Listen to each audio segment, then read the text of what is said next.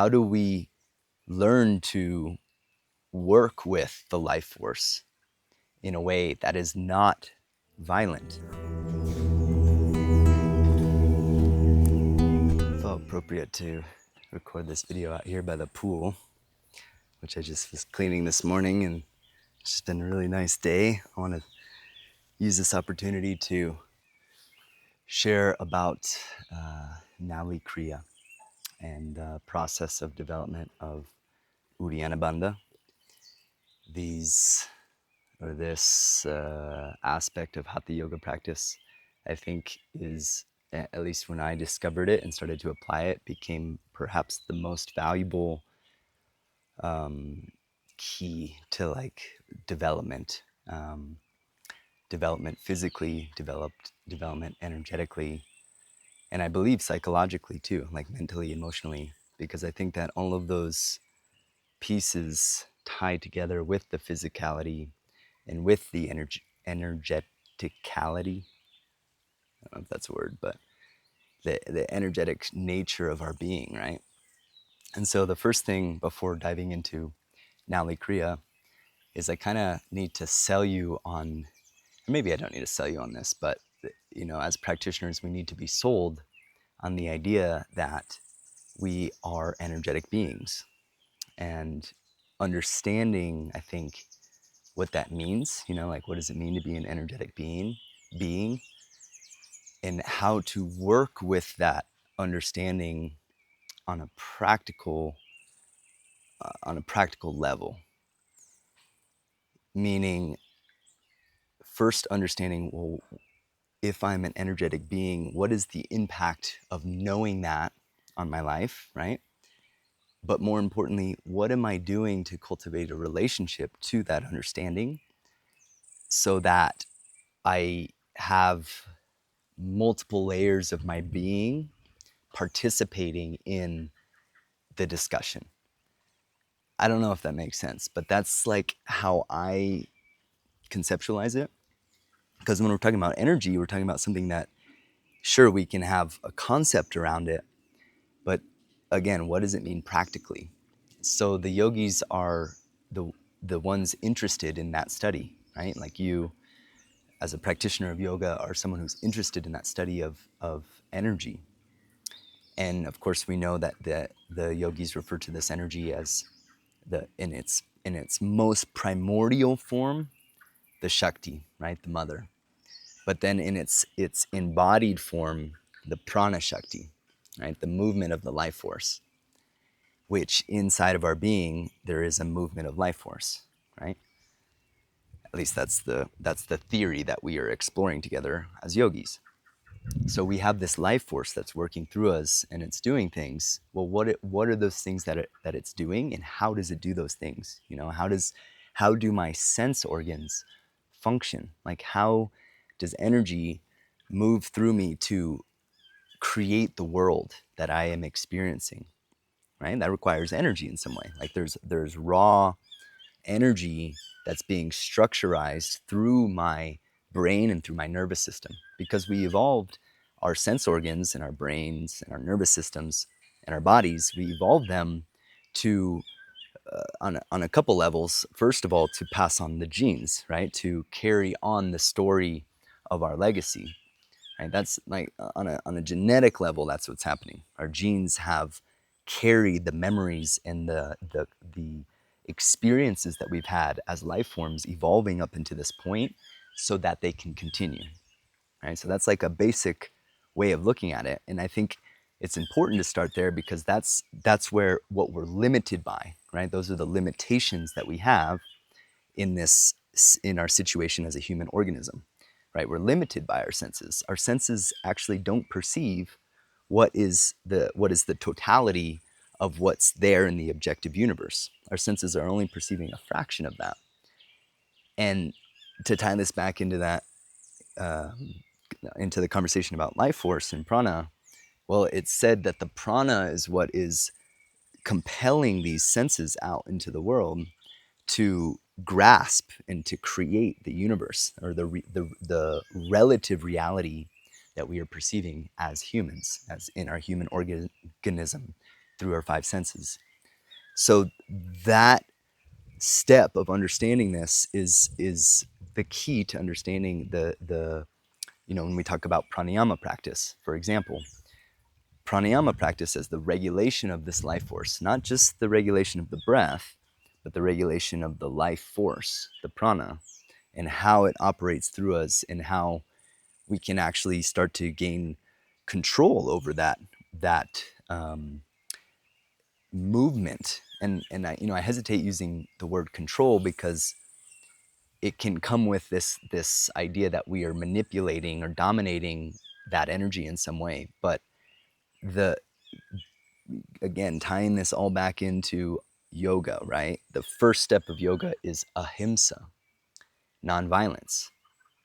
How do we learn to work with the life force in a way that is not violent, that is not um, driven by emotion, driven by greed, driven by desire of an impure form? You see what I mean?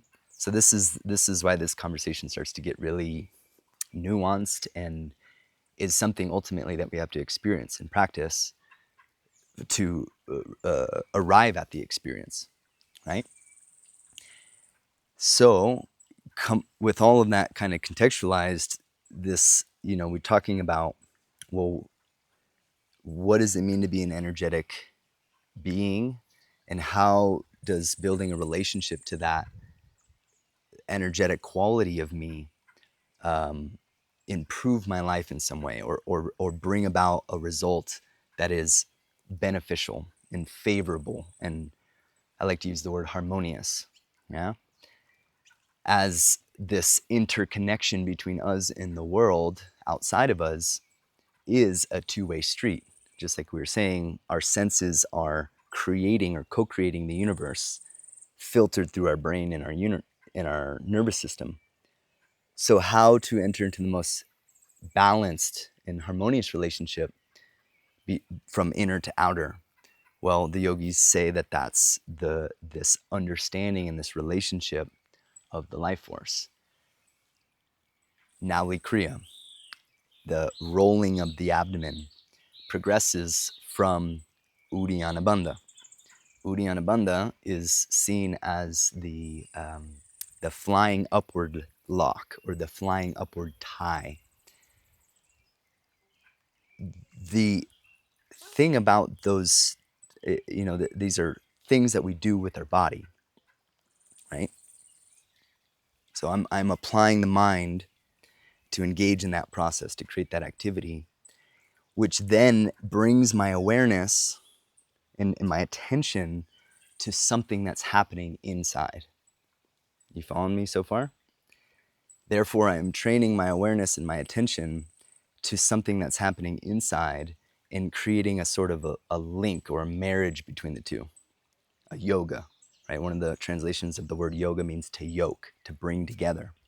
So this internalization of the mind and the attention placed on the movement of energy in the body is what starts to develop that the thing that we call pranayama. We start to develop inside of that limb of yoga the understanding of the movement of energy, and how to participate, and in some ways get out of the way, how to reduce unnecessary tension and apply our bodies skillfully in a precise way, in a refined way, which is, this is why these practices can take so many years to really understand, to really, if we're talking about gaining mastery of something, it takes a lot of time to do that, so we can continue to study ourselves and squeeze juice out of these practices for, I mean, shit, I don't know, a long time, like this is the adventure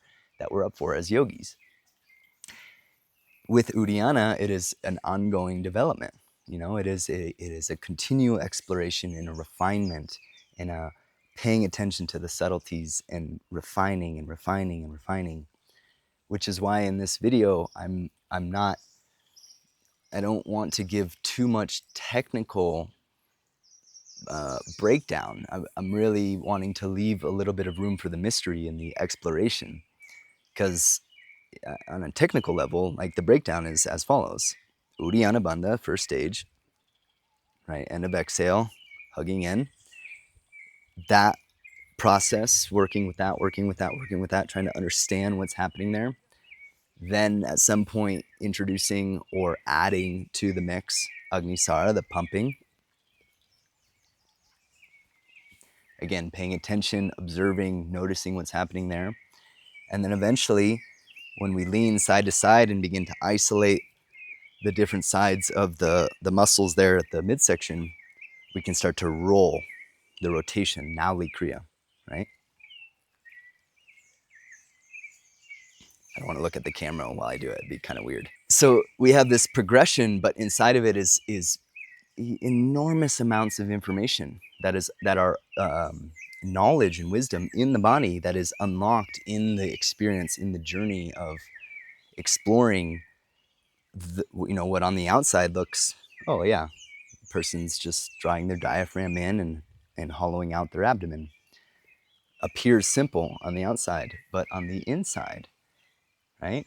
Inside of the spiritual laboratory of the yogi and the alchemy of the nervous system and the spine and the hormones and the endocrine system and all of these different things. It's like yeah, I hope you're inspired to explore, because I'm going to get back to it and do my own sadhana now. So enjoy your day. I hope this is helpful, and yeah, I have more to share. So check back soon.